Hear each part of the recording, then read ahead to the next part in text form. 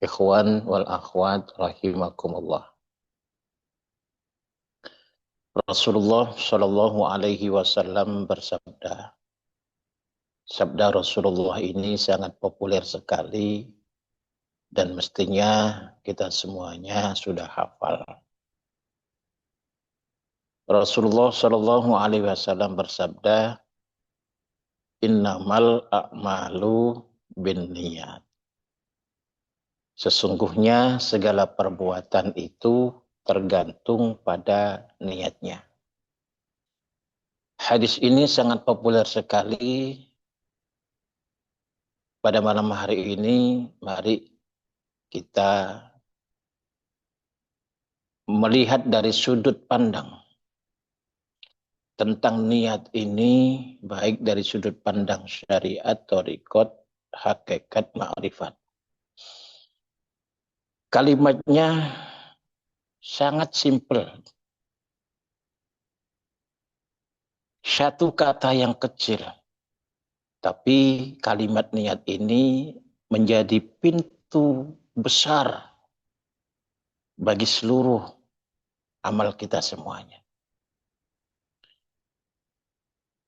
Niat adalah lintasan hati yang menentukan sah dan tidaknya ibadah. Salat, puasa, haji, semuanya dimulai dari niat. Dan itu menjadi rukun dalam perbandaraan syariat ibadah. Sebagaimana dalam kaidah fikih dikatakan la ajra liman la niyatalah. Tidak ada nilai, tidak ada pahala bagi orang yang beramal tanpa niat. Dalam definisi fikih, kita sering mendengarkan bahwa definisi dari niat itu adalah qasdu syai'i muqtarinan bil fi'li. Niat itu adalah menyengaja untuk berbuat sesuatu disertai dengan perbuatan. Menyengaja berbuat sesuatu disertai dengan perbuatan. Dalam Islam, niat adalah kehendak atau tujuan yang ada dalam hati. Di mana niat itu dipasang seseorang apabila memulai suatu perbuatan. Niat adalah kunci amal. Niat yang baik akan menghasilkan sesuatu yang baik. Begitu juga sebaliknya, niat yang buruk juga akan menghasilkan sesuatu yang buruk. Karena tidak bisa niat yang baik itu untuk perbuatan yang tidak baik. Begitu juga sebaliknya, niat atau perbuatan yang buruk itu diniati dengan baik. Satu contoh begini. Ada orang yang berbuat tidak baik tapi diniati dengan niat yang baik. Misalkan dalam bahasa Jawa begini. Niat ingsun mendem krono Allah Ta'ala. Loh, niatnya baik tapi tujuannya tidak baik. Dia mau mendem, dia mau minum minuman keras diniati karena Allah Ta'ala. Tidak bisa disatukan antara niat yang baik dengan perbuatan yang tidak baik.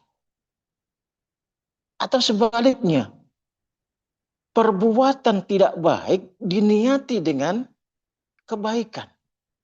Misalkan begini, saya mencuri lillahi ta'ala. Atau gini contoh yang paling gampang, ketika ibu-ibu lagi kumpul sama teman-temannya, kemudian terbuatlah majelis ghibah, ngerasani. Nah, ngerasani itu adalah sesuatu yang tidak baik dalam agama. Ghibah sesuatu yang tidak baik dalam agama. Begitu kita melihat ibu-ibu ini melakukan rasan-rasan, melakukan majelis ghibah, ada seorang ibu yang nyeletuk, mari ibu-ibu sebelum kita melanjutkan rasan-rasan kita, ghibah kita, marilah kita niati bersama rasan-rasan kita karena Allah Subhanahu wa taala, sehingga rasan-rasan kita akan menjadi rasan-rasan yang berkah untuk semuanya, segalanya, selamanya. Ini tentu tidak bisa dibenarkan. Karena apa? Karena niat yang baik itu untuk sesuatu yang baik. Niat yang baik tidak untuk amal yang tidak baik, atau sebaliknya, amal yang tidak baik tidak boleh diniati sesuatu yang baik. Ikhwan wal akhwat rahimakumullah, letaknya niat itu di dalam hati. Bukan dalam ucapan, apalagi penampilan. Di dalam syariat itu, niat itu sebagai pembeda. Satu, membedakan antara ibadah yang satu dengan ibadah yang lainnya. Satu contoh begini, ketika kita berangkat ke masjid untuk melaksanakan ibadah sholat subuh berjamaah di masjid, setelah dikumandangkan adzan kita masuk ke masjid, atau sebelum adzan kita masuk ke masjid, kita sholat tahiyatul masjid. Setelah sholat tahiyatul masjid, lalu kemudian kita sholat qobliyah subuh. Nah, yang dilakukan antara sholat tahiyatul masjid dengan sholat qobliyah subuh itu sama, yang dilakukan sama, yang dibaca sama. Nah, yang membedakan itu adalah niatnya. Jadi sholat tahiyatul masjid sama, baca Fatihah, kemudian baca surat, lalu ruku, dan seterusnya sama. Itu pun juga sama dilakukan ketika melakukan sholat qobliyah subuh. Maka yang membedakan antara ibadah yang satu dengan ibadah yang lainnya itu adalah niatnya. Ya.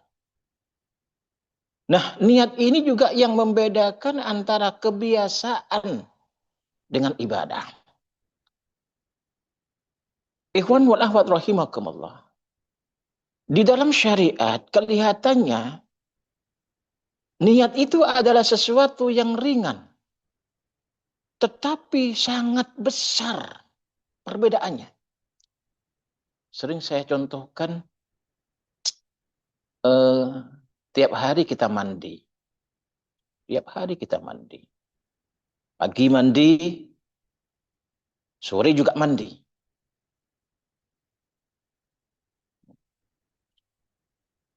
Si A mandi, si B mandi.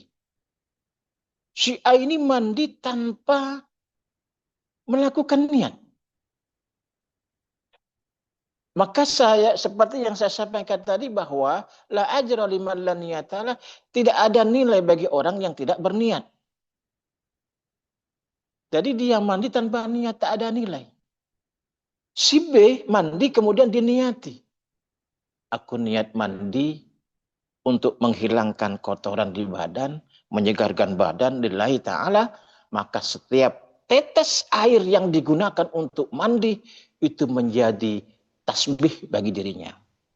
Menjadi nilai dzikir bagi dirinya. Karena apa? Karena mandinya diniatkan karena Allah Subhanahu wa ta'ala. Lah ini begitu pentingnya niat itu, karena niat itu adalah merupakan tempat Allah Subhanahu wa ta'ala menilai keikhlasan kita. Nah, ini dalam pandangan syariat. Dalam pandangan syariat, niat itu begitu mulianya. Kalimat yang kecil tetapi sebagai pintu amaliyah kita, baik amaliyah yang kecil maupun amaliyah yang besar. Kemudian dalam sudut pandang thariqah, niat itu mulai disaring. Bukan sekedar aku sholat karena Allah, tapi disaring. Kenapa muncul niat itu? Apakah niat itu ingin pahala? Apakah niat itu takut neraka?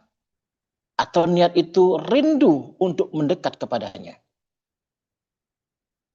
Karena tidak semua niat itu suci. Ada niat yang terselubungi ego. Ada niat yang supaya dilihat sebagai orang yang alim. Ada niat ingin dipuji. Dari sinilah niat menjadi cermin hati tempat Allah menilai keikhlasan seseorang. Jadi di dalam wilayah thariqah, niat itu mulai disaring. Apakah niat saya ini benar-benar murni karena Allah, ataukah ada ego? Ada kepentingan-kepentingan sosial. Ingin dipuji, ingin dikatakan sebagai orang yang alim, ingin dinilai sebagai orang yang fasih dan lain sebagainya. Maka mulai ada penyaringan. Lalu kemudian secara singkat kita melihat masuk ke dalam wilayah hakikat. Nah, ketika niat itu masuk ke dalam wilayah hakikat, di sini niat akan kehilangan akunya. Hamba ini mulai sadar bahwa aku ini tak mampu untuk berniat. Aku tidak memiliki kemampuan untuk berniat. Semua itu dari Allah Azza wa Jalla. Amal kita, gerak kita, bahkan lintasan hati kita ini semuanya milik Allah. Bukan kita yang mampu, bukan kita yang memulai, tapi Dia, Allah yang menggerakkan kita.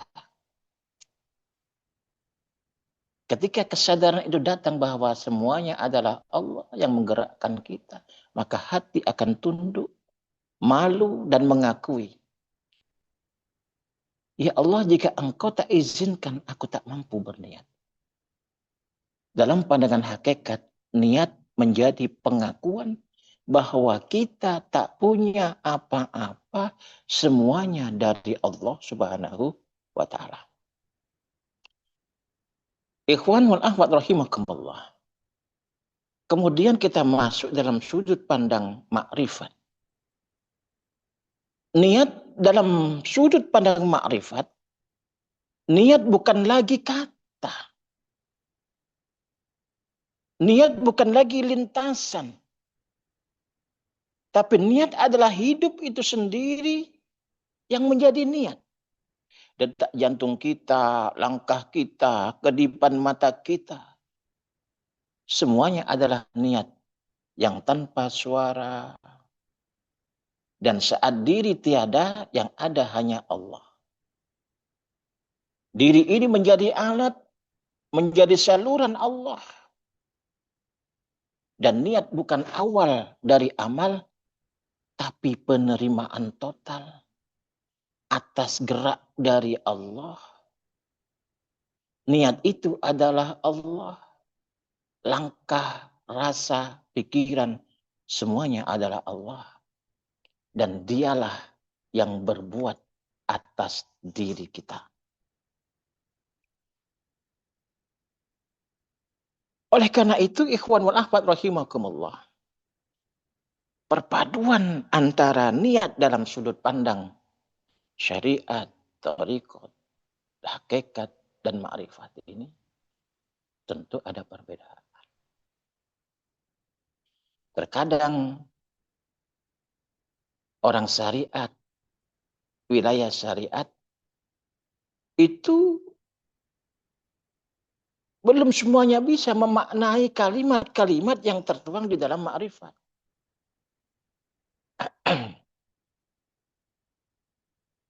Ini kenyataannya demikian. Karena apa? Karena seringkali kita mendengar ya,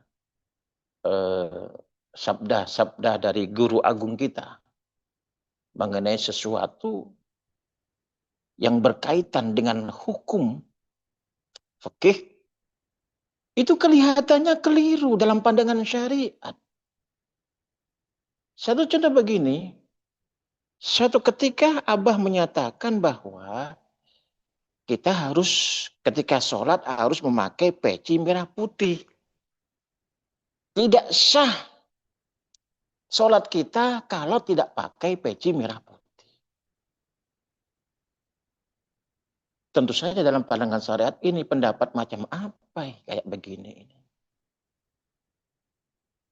Kok syarat diterimanya dengan kopiah peci atau peci putih, merah putih. Padahal apa yang disampaikan oleh bangsa Abah itu adalah inti daripada syariat sebenarnya. Ikhwanul akhwat rahimakumullah.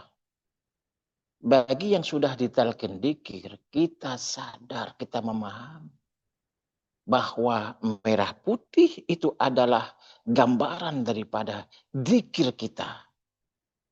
Baik dzikir zahar yang dikalimatkan dengan merah maupun dzikir sir yang dikatakan sebagai putih.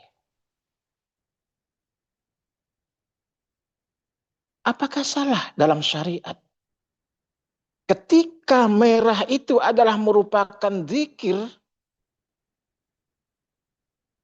tentu orang yang di dalam sholatnya tidak berzikir kepada Allah, tentu saja sholatnya tidak diterima oleh Allah Subhanahu wa Ta'ala.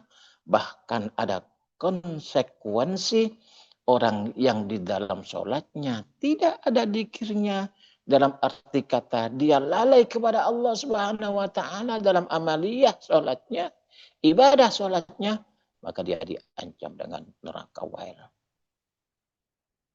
Celakalah bagi orang yang sholat, yang lalai dalam sholatnya. Nah, ini menunjukkan bahwa kalimat ma'rifat yang disampaikan oleh bangsa Abbas ini benar secara fikih. Bahkan di dalam syariat, di dalam fikih tidak ada yang membaca.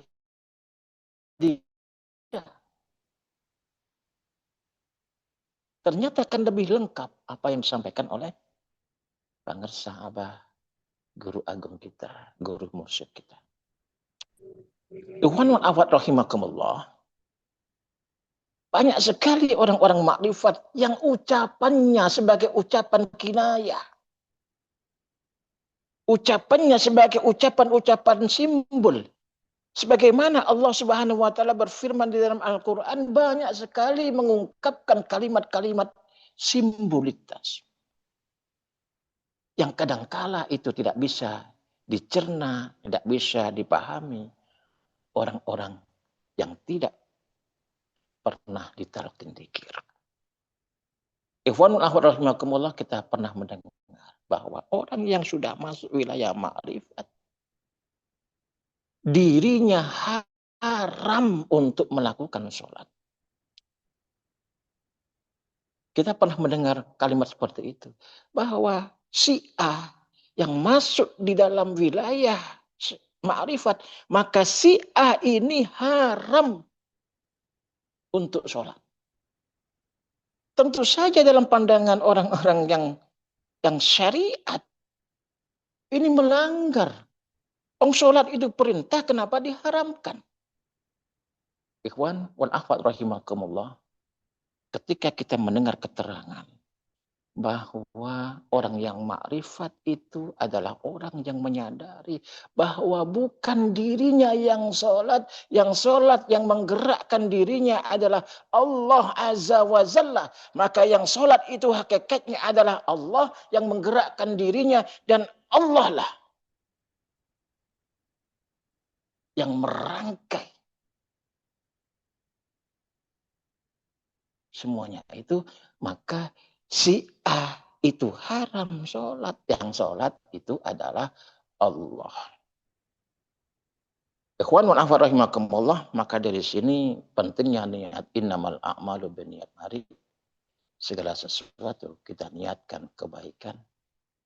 Seiring dengan itu yang kita perbuat juga kebaikan yang terkait dengan niat yang kita ucapkan.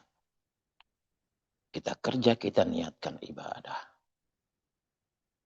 Kita melakukan apapun, kita niatkan melakukan apa yang dilakukan terhadap diri kita oleh Allah Azza wa Jalla. Kurang lebihnya mohon maaf yang sebesar-besarnya. Semoga bermanfaat pada diri saya pribadi juga panjenengan semuanya. Apabila ada kalimat kata-kata yang salah, saya mohon maaf yang sebesar-besarnya. Allah berkahi semuanya, segalanya, selamanya. Wallahul muwaffiq ila aqwamit thariq. Wassalamualaikum warahmatullahi wabarakatuh. Waalaikumsalam warahmatullahi wabarakatuh.